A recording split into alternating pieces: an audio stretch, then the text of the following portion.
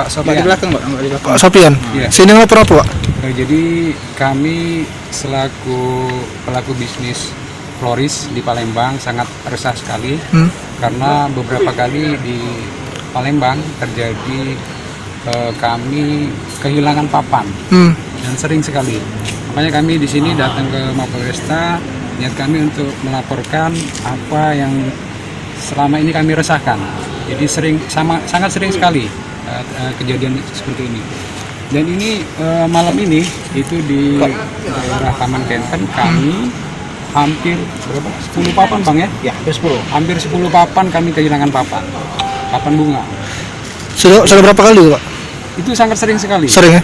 Sering kita laporkan juga. Ya, baru ini kami laporkan ke Mapolresta yang sangat signifikan. Ini yang semalam ini hampir 10 papan yang hilang. Itu kronologi hilangnya sama, Pak? Biasa kami masang tuh kan ada yang pagi, ada yang sore, ada yang siang.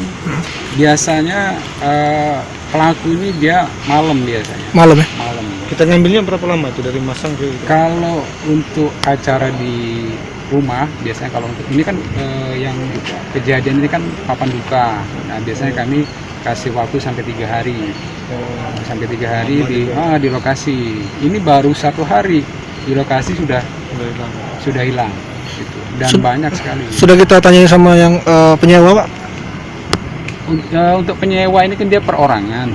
Jadi bukan apa yang tempat tinggalnya bukan, jadi perorangan yang nyewa kan. Jadi ya sebenarnya kalau yang nyewa nggak mau tahu ya karena sewa lepas saja kan. Ya betul. Harapan gitu Pak dengan melapor ini?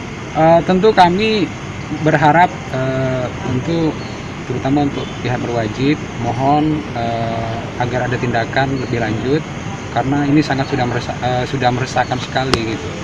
Kami selaku pelaku bisnis floris di Palembang sangat resah sekali. Jadi ya, kami mohon kepada pihak berwajib agar ada tindakan lebih lanjut.